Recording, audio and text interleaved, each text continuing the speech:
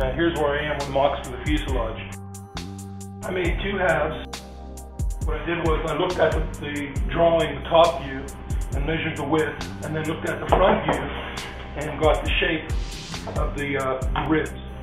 I glued them in place onto the fuselage center, the center line, and this is where my front wing goes. Then on my back wing, I took a piece of 1/4-inch wood and I CA'd a piece of wire on all the way around the outside edge. And the reason I did that is when I make my skin for my mock, it's going to go up and over, and you'll see that later in this video.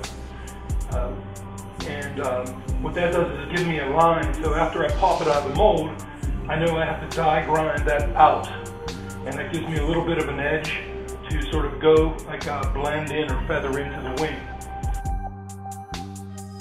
Center section, when I make the casting, will be a backing board. You'll see that later, and this will actually be in the casting piece. Of course, it'll all be rounded. This here in the center is, if you look at the plane, there's a scoop on the front, and to allow airing. There's also another one here along the engine, and you'll see that as well.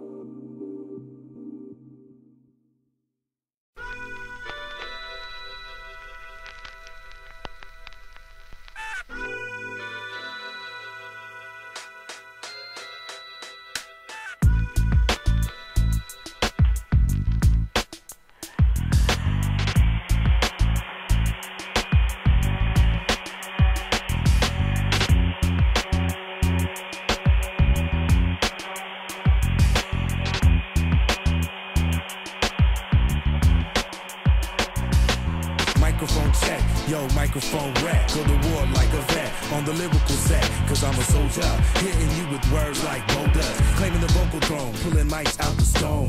Airwaves I roam like a cellular phone. I hate snakes like Indiana Jones. My rhyme hot like coffee, dipping tracks like scones. Lacing tracks like Teflon, rhymes busting through your bones. I get you high like marijuana, feel me like prana or chi, cause my rhyme is the key. Open up your mind with positive energy. To me, it's as easy as 1, 2, 3.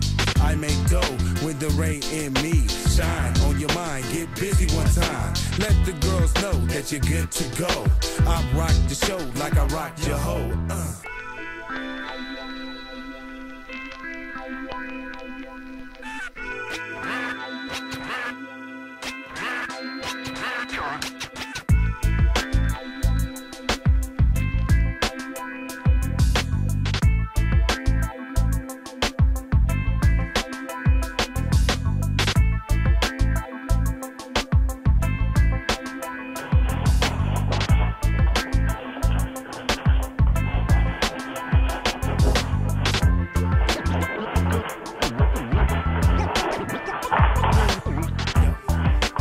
represent,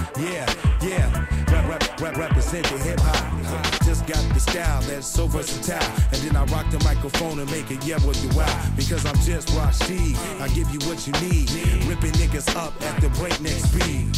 Ho, ho, I say ho, ho, I'm good to go. I say ow, I say ow, rock your body, I said I rock your body, yeah, I say shake it, shake it, shake it, shake it, shake it, yo, shake it, shake it, shake it, shake it, shake it, shake it, shake it, shake it, shake it, shake it.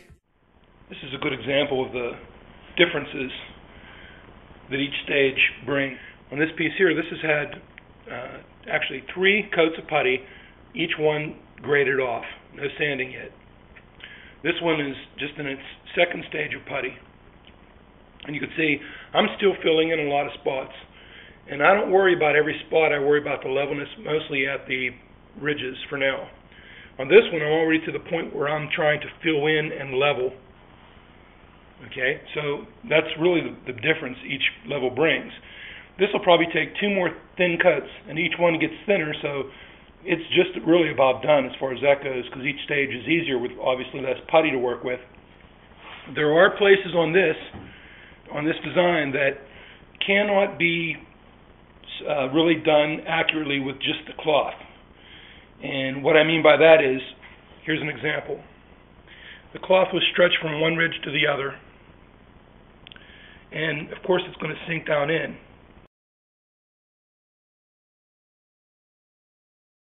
But even if you leveled off to those 2 ridges, you're not going to have the shape that the nose of this plane has, because it's actually bubbled out. Now, to get that accurately doing this type of stretching cloth, you would have to have 4 or 5 ribs in there. It just would be too time-consuming and not worth the effort. It's real easier just to fill it in and round it.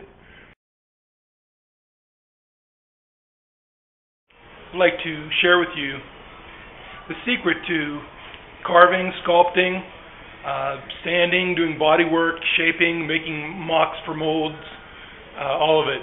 I remember when I was a kid, and it was a long time ago that I heard this, but I believe the story goes that someone asked Michelangelo, they said, "That's amazing what you're doing. How do you know how to do that? How do you know how to do that?"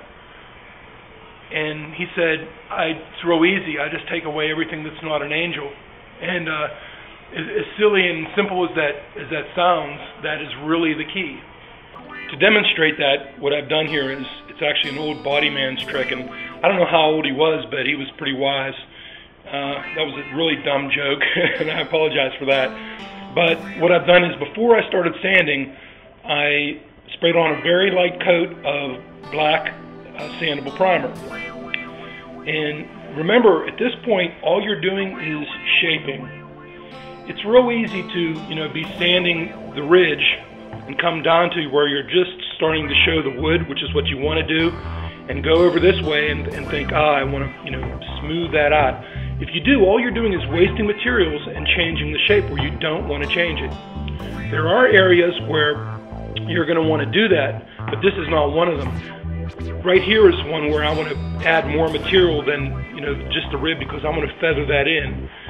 Another example is, like I showed you before, is this edge here where I want to feather into that to that wing, and there I'm actually sanding and shaping. But the same thing goes for here. There are areas that are low. You can see here on the back it's very low. There's a whole lot of black showing. And again, I'm smoothing down just to the edge of the wood and not taking away where I don't need to. That's really the secret to this.